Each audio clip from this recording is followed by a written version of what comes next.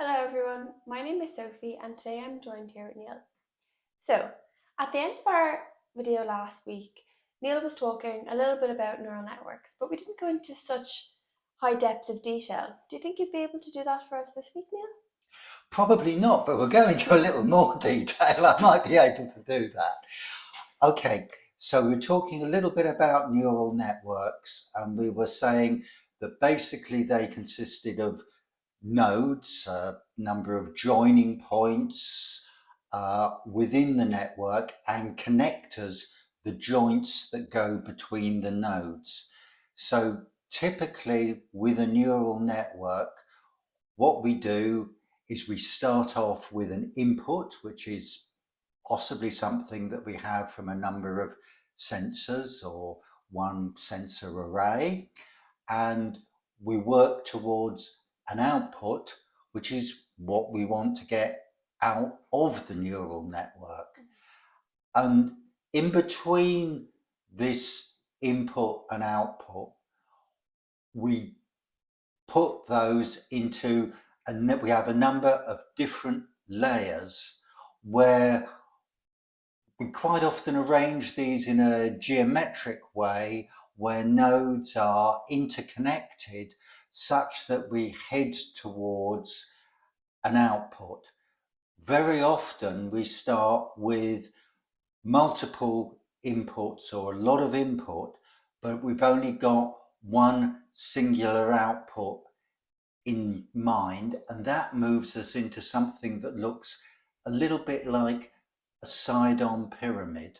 And that's really the type of neural network that's in my mind as we talk today. Right. Neil, do you think you'd be able to give me an example just to help me understand? Yeah, of course. So suppose we start off with a camera, and in the back we've got a digital camera. In the back of our camera we've got a sensor array, which is where the image from the lens falls. On the other side of our camera we're looking at a sphere.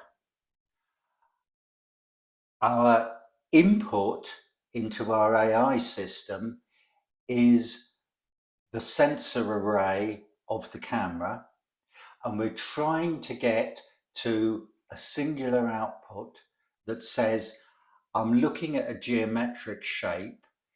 Is it a sphere or is it something else? So we're looking at a sphere with a camera. The sensor array of the camera is giving us perhaps a 1440 by 900 pixel array. All of those pixels, and that's what, 1.3 million pixels, are now becoming our input layer, and we're reducing this down to a single output that we want, which says it looks like a circle or it doesn't look like a circle. Mm-hmm. And that's also I've made one big assumption here, that all we have in that input layer is basically a black and white, a yes or no, a one or zero image. And we're saying anything below 0.5 is a zero, is black. Anything above 0.5 is a one, is white. So we've got a threshold value of 0.5 set for our nodes. It's just a geometrical progression of nodes going from 1.3 million in the input layer down to 1 in the output layer. And even if they were going down, even if they were halving each time, you'd be looking at what, 2 to the power 20, you'd be looking at more than 20 layers. Perhaps ours aren't going down as quickly as that, and we're looking at 40, 50, 60 layers in between our input and output layer. Okay, Neil, I can tell you're absolutely dying to tell us all about complexity. Well, yes, I am, but before I do that, Sophie, let's just point out how simple our model actually is. I've suggested we're starting off with a camera looking at a sphere Mhm. as the shape.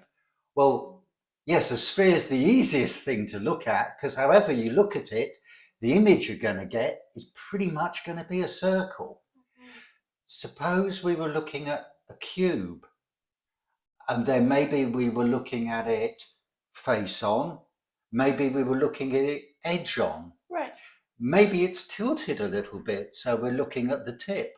Maybe it has translucent sides, so we're looking through them. We can see the back. We can see the back doesn't quite align with the front. Some of the edges don't quite align. This is very quickly starting to become more complex. Can we do it from a single camera shot? Maybe we start saying we have to introduce a second camera so we can look at it in three dimensions. Right. And now we're starting to throw in additional dimensions Mm. to our neural network, to how we look at these different things, to how we process things. And maybe we're saying we're not just going to look at static geometric shapes. We want to look at things that are moving and changing as well. So perhaps we want to look at a triangle morphing into a circle or morphing into a square. And if we're doing and say when is it a triangle, when is it a square, where is it changing in between? Maybe we want to look at all these things. Maybe we want to look at something more complex still, Mhm. like a dog, and we may not see all of this dog at any one time. Can we identify different parts of a dog? Do we make these up from a series of geometric shapes that we've previously trained our AI to identify, such as squares and circles? So even before we start getting into the maths, we've got the very complexity of what our input data may be. Okay, so I can tell that the input layer becomes very complex, but would you be able to tell us about the hidden layer between the input and output? Yes, of course. Well, Sophie, what we've said is we've got at each layer nodes which are connected to the nodes in the preceding layer and the following layer. Now, to each one of those nodes, we can assign a weight, which says how important we think that piece of information is represented by that node. And to each of those links, we can assign a bias. So we see links between certain nodes in one layer and certain nodes in another layer as being more important than others.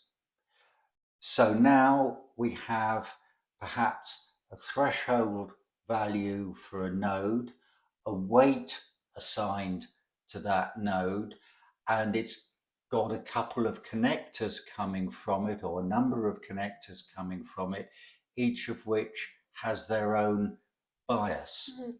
So we've got a little calculation to make for each node.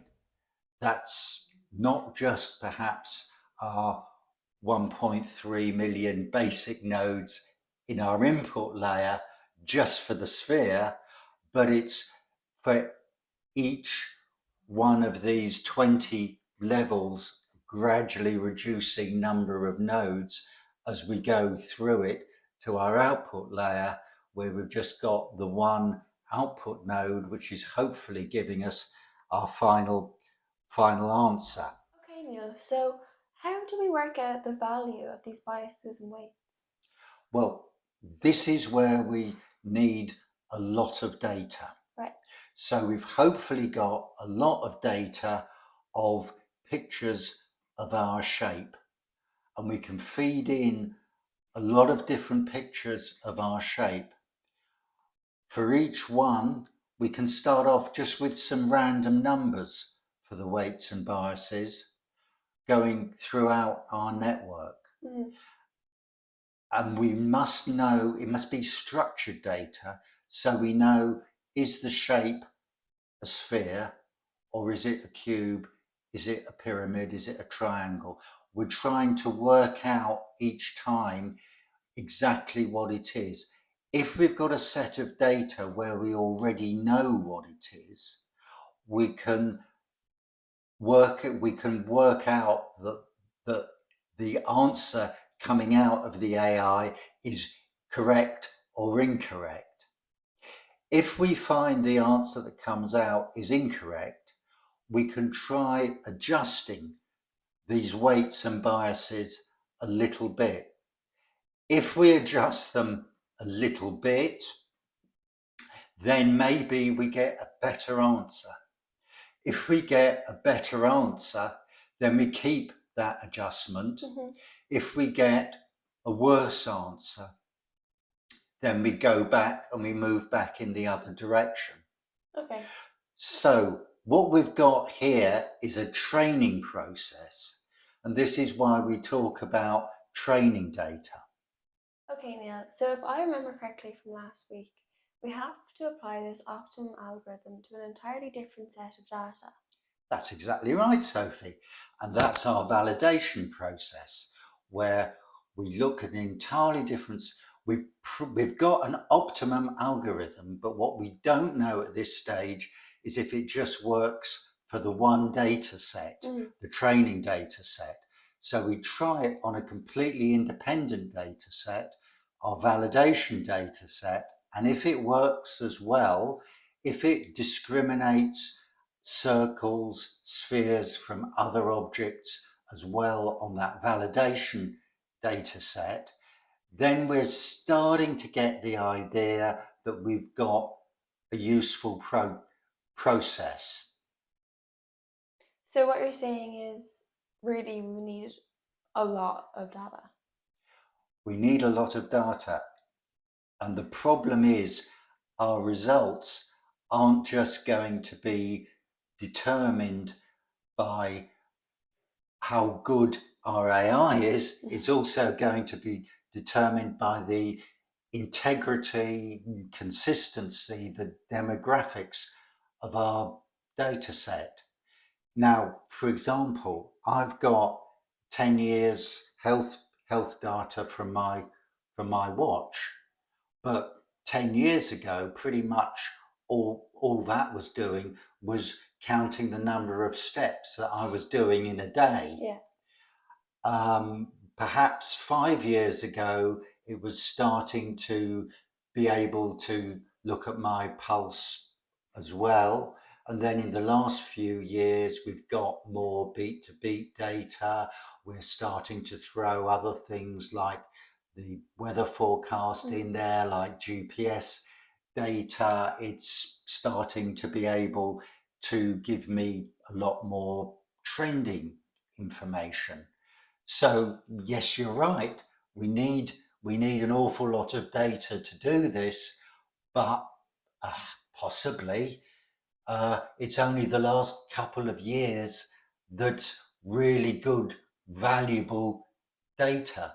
So instead of having it on a few people for 10 years, we need to have it on even more people, on a lot of people for a relatively short time.